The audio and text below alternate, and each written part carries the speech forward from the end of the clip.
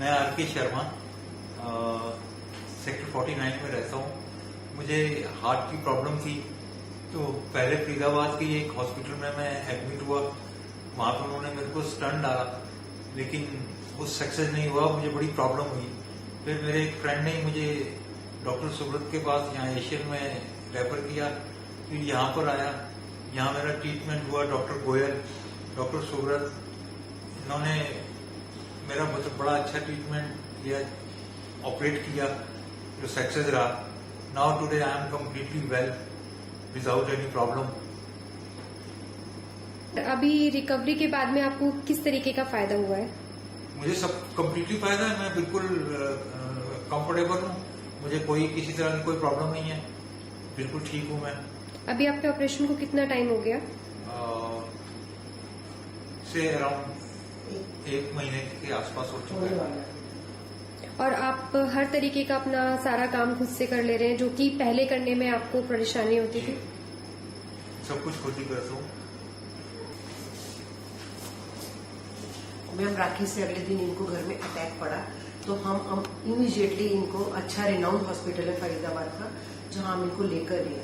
जाते ही उन्होंने स्टेंट डाल दिया और नेक्स्ट डे उन्होंने दूसरा डाल दिया, और तीसरे चौथे दिन इन्होंने जब डिस्चार्ज करना था, उस दिन इनकी इतनी तबीयत खराब हुई, डॉक्टरों ने बोला इनको सेकंड हार्ट अटैक हुआ है और चांसेस नहीं है बचने के, वहां पर उन्होंने बोला।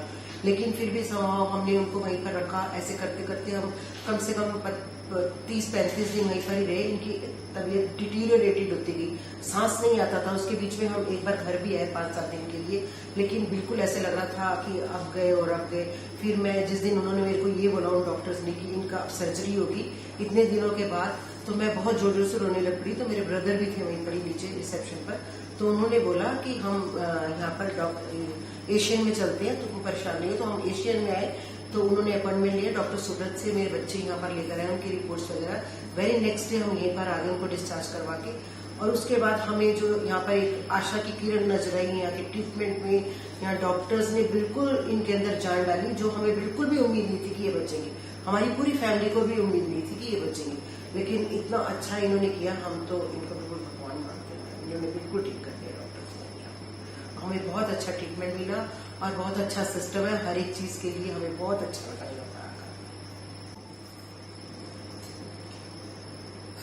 शर्मा जी हमारे बगल में बैठे हुए हैं।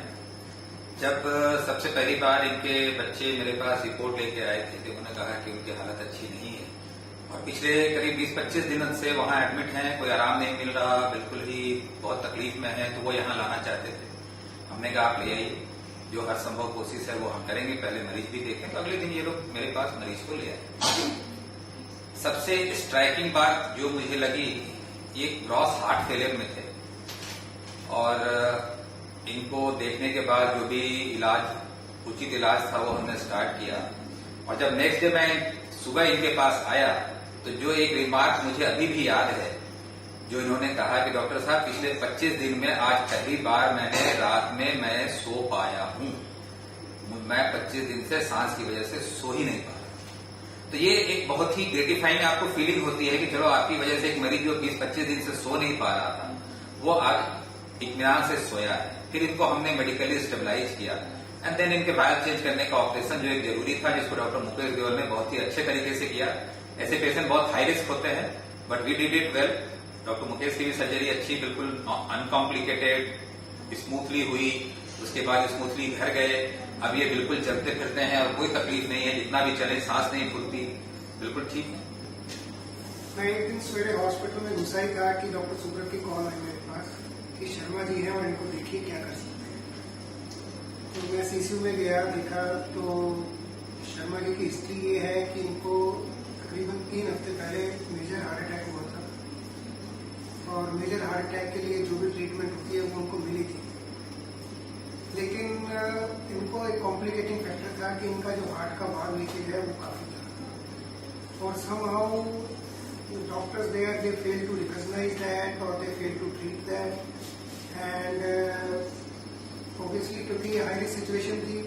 एक तो वाल्व रिप्लेसमेंट के लिए वैसे ही सर्जरी हाई रिस्क होती है, ऊपर से अगर एक रिसेंट हार्ट अटैक हुआ हो और हार्ट फंक्शन काफी कम हो जाए तो ये एक चैलेंज रहता है पेशेंट के लिए भी और सर्जन के लिए भी।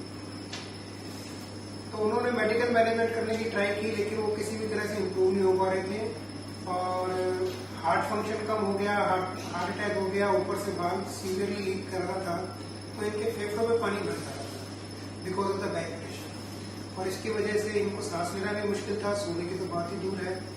एंड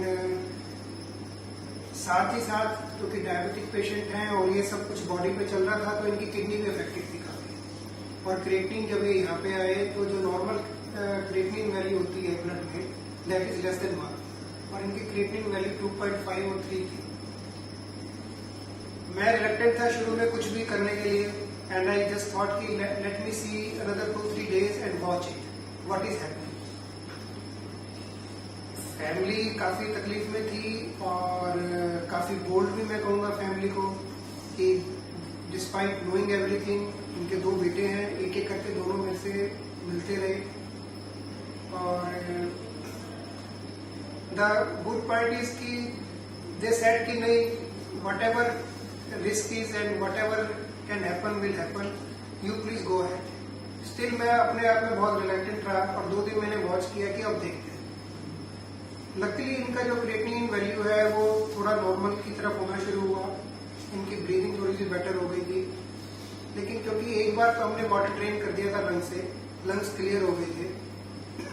प्रॉब्लम क्या थी कि लंग्स को क्लियर रखने के लिए जो हम डाययूरेटिक देते हैं उससे किडनी का क्रिएटिनिन वैल्यू और किडनी पे अफेक्ट करता है, और अगर किडनी को ठीक रखने के लिए हम फ्लूइड दें तो उससे लंग्स में फिर पानी ज्यादा हो जाता है हार्ट के ऊपर, क्योंकि हार्ट फेलियर में था तो हार्ट के ऊपर स्ट्रेस आ जाता है।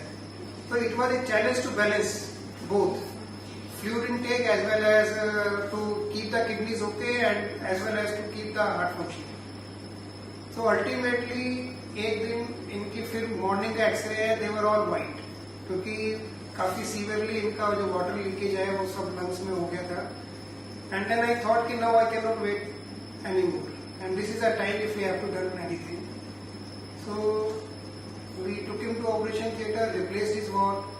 Luckily there were, whatever the problem we were expecting, it did not happen, and he had a smooth post-operative course also, and he is doing well. I am happy, and I pray to God that God give him a long, healthy life.